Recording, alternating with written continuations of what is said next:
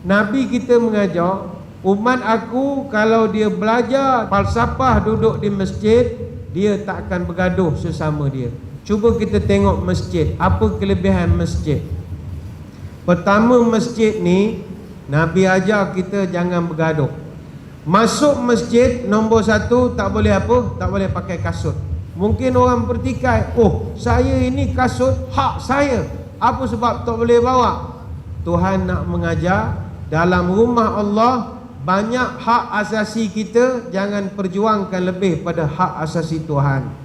Macam contoh sekarang, ramai orang sibuk nak perjuang hak asasi manusia, hak kita sebagai manusia, hak kita dalam macam-macam.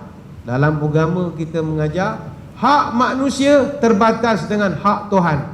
Kalau Tuhan kata dalam rumah aku tak boleh pakai kasut, full stop, kau jangan perjuangkan lagi.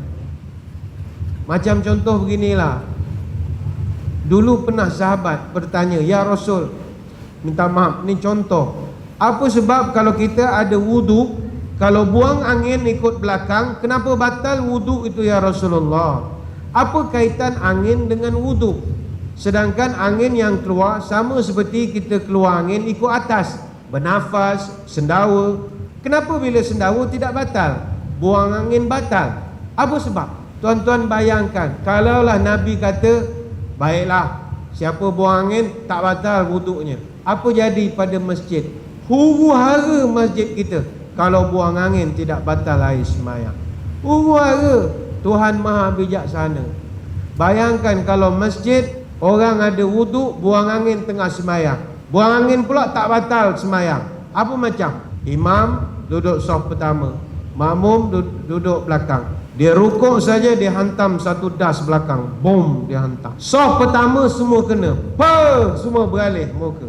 Saf yang kedua ketawa padan muka. Siapa suruh duduk belakang imam? Saf pertama berbulu sakit hati, naik rakaat kedua, saf pertama pula hantam saf yang kedua, boom, serentak satu saf. Saf kedua pula nak tumbang pengsan.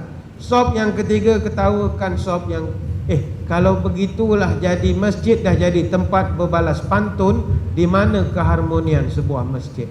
Sebab itu masjid pelajaran bahawa apa yang ada dalam perut kau simpan dulu. Simpan dulu, kau jangan nak letup-letupkan tak tentu arah. Orang lain pun ada dalam perut sebagaimana kau ada, tapi orang tahu menahan sabar, orang reti menahan sabar. Itu pelajaran pertama masjid. Pelajaran yang kedua masjid, masuk saja masjid semua orang mengarah ke arah yang sama. Dalam masjid tak boleh cakap, tak boleh mengarah ke arah yang lain. Aku bencilah engkau, aku tak nak menghadap sama dengan kau, aku nak menghadap ala ke Tokyo Jepun. Tak boleh. Kalau semua Mekah, semua mesti menghadap ke Makkahul Mukarramah, menghadap ke arah yang sama. Kita sama sekampung. Yang ketiga, masuk saja masjid, safnya tidak ada protokol. Masjid dia tak ikut grade jawatan kerajaan, tak ikut. Jangan mentang-mentang orang grade 54 terus menonong duduk saf depan, grade 17 duduk kat pintu. Tak ada, dia tak ikut grade. Kalau kopral datang awal, silakan saf pertama. Kalau ACP sekalipun datang lambat, kau duduk belakang. Tak boleh, tidak ada protokol saf. Kecuali dalam mazhab Syafi'i kita buat peraturan, protokolnya ada, tapi untuk ikut umur sahaja. Saf pertama orang dewasa, lelaki-lelaki. Yang kedua kanak-kanak. Yang ketiga khunsa, tak kira muskil atau tidak muskil. Dan yang last barulah orang perempuan dewasa.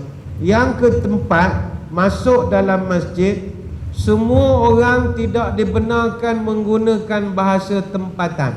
Semua mesti cakap bahasa Arab bila berinteraksi dengan Allah.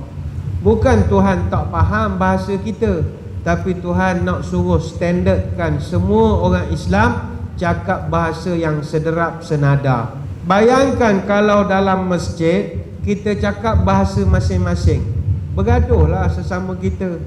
Imam orang asal dari Pahang, tak nak cakap Arab, cakap Melayu. Angkat takbir tak nak sebut Allahu Akbar, tapi dia terjemah dalam bahasa Melayu, bahasa Pahang. Angkat takbir, Tuhan Bapa besarnya, bagi contoh. Nanti orang dari Terengganu akan marah. Dia ni cakap faham pula dah, mengada-ngada.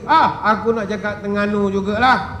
Tuhan besar batu, contoh. Nanti orang Seri Medan, Batu Pahat, Parit Raja, semua yang jauh-jauh semua nanti marah. Ni Tuhan ni gede-gede dah, main gede-gede Tuhan pula dah.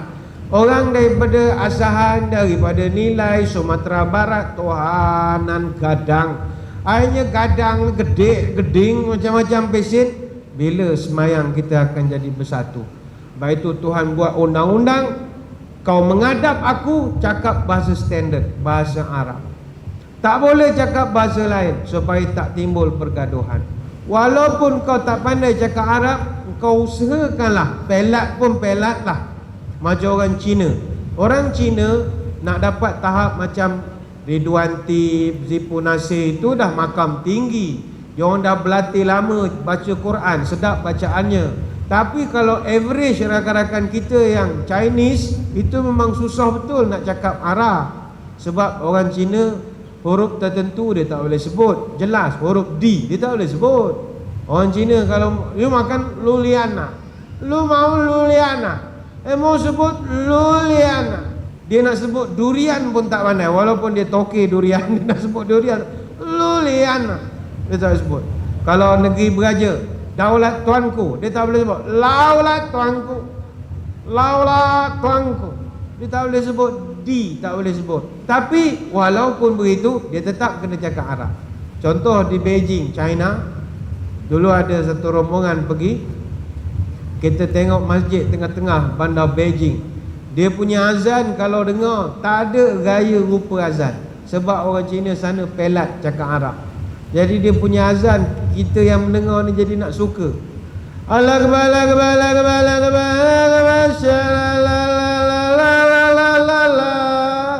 kami ingat dia menyanyi syaralalala, syaralalala, lagu hijau ke apa, syaralalala. Rupa asyhadu an la ilaha illallah.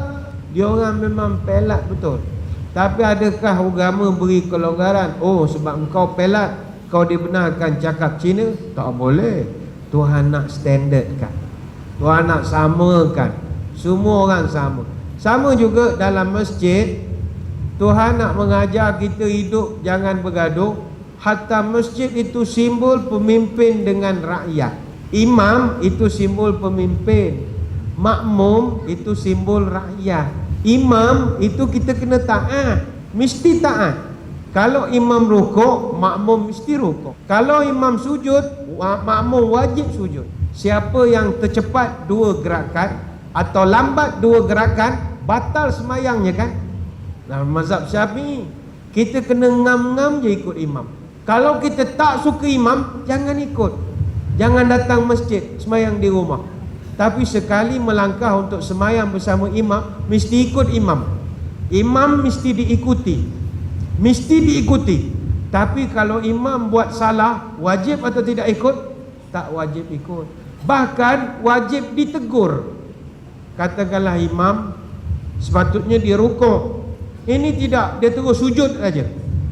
Kita sebagai makmum fikir, apa pasal imam sujud? Nak kata baca ayat sejadah, aku rasa dia baca kuliah. Tadi bila pula kuliah ada sejadah pula dah. Kita tahu dia buat salah, adakah kita ikut? Jangan, itu totok namanya. Imam salah, engkau lagi ikut, itu taksub. Kita mesti tegur. Imam tu patutnya dia rukuk, dia entam sujud, kita tegur. Macam mana menegur? Adakah pakai cara biadab? Tak boleh. Walaupun kita niat amar ma'ruf nahi mungkar, kita tak boleh kurang ajar dengan imam. Imam salah, dia tengah sujud, kita tendang punggung dia. Oi! Menyungkur imam begitu. Walaupun niat kita amar ma'ruf nahi mungkar, dalam semayang tak boleh biadab.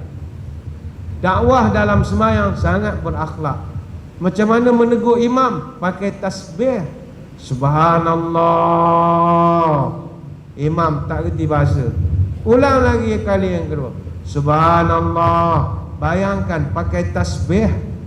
Jangan pakai takbir pun tak boleh. Jangan takbir. Imam buat salah, takbir, Allahu Akbar, melompat imam. Ni ceramah ke semayang? Terkejut dia. Pakai tasbih saja. Macam orang puan kalau imam salah macam mana nak buat? Tepuk tangan. Bukan tepuk amai-amai. Adalah cara tepuk YouTube je lah sendiri. Tengoklah YouTube. Cara ada tepuk. Kalau imam salah, kita tegur. Tapi ada peraturan menegur imam. Sebab itulah kita dengan imam jangan samsen sangat. Sebab ada orang dia ingat jadi imam ni senang. Semua benda imam buat dia nak komplain. Jangan. Ada masa kita ni kritik imam pandai. Suruh jadi imam belum tentu kita menjadi. Kalau imam salah, tegur. Jangan taksub. Ada orang imamnya itu rukuk keluar angin, boom. Semua orang tahu imam batal, buat kesilapan. Tapi ada pula 2-3 orang di belakang imam. Demi setiaku pada imam, aku akan keluar angin lebih kuat daripada itu. Sebagai bukti taat setia tak berbelah bagi, kedebung dihantam pula orang saf yang kedua. Apa dosa orang saf yang kedua? Engkau kerana setia engkau sanggup buat begitu. Sebab kita tak nafi ada imam degil ada. Dia buat kesalahan, keluar angin. Orang saf pertama dengar, bunyi ada. Boleh kesan semua benda. Mufarakah semua orang. Habis sembahyang tanya, imam minta maaf, kami saf pertama sepakat mufarakah. Kenapa awak mufarakah? Imam jangan buat tak mengaku. Kenapa imam tadi keluar angin, imam tak terus bubar saja dari imam, kami boleh ambil alih, naya ke makmum belakang tu. Apa jawab imam? Awak dengan saya takkan berkira sangat, sikit punya hal lagi mau kira. Itu saya angin tadi sikit saja, saya jasa lagi banyak, you tak nak pandang. Saya buat silap sikit, itu yang awak kira siang malam. Tuan-tuan sekalian, ini bukan kira sikit banyak, batal. Bila batal tak kira sikit ataupun banyak. Tapi ada orang hak degil, itu kita tak nafikan. Sebab itu kalau tak suka dengan imam sekalipun, kita mufarakah lah. Mufarakah pun jangan batalkan semayang. Allahu Akbar, imam tersalah, Alhamdulillahirabbil alamin, bismillahirrahmanirrahim, iyyaka na'budu wa iyyaka nasta'in. Dalam hati imam memang gila betul dan imam ni. Macam mana cara kita nak beritahu imam bahawa dia salah? Subhanallah, dia buat bodoh. Waladhdallin, malik yaumiddin, tegur lagi subhanallah.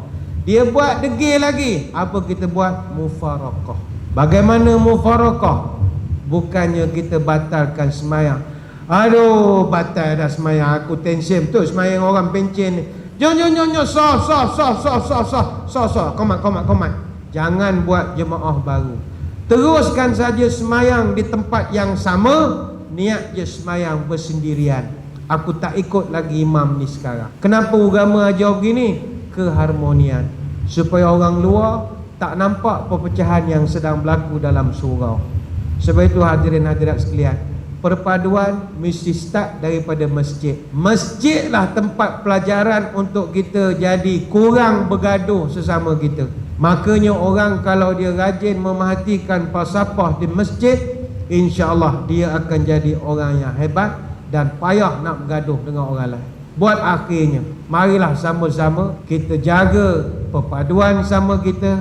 Jangan bergaduh sesama kita.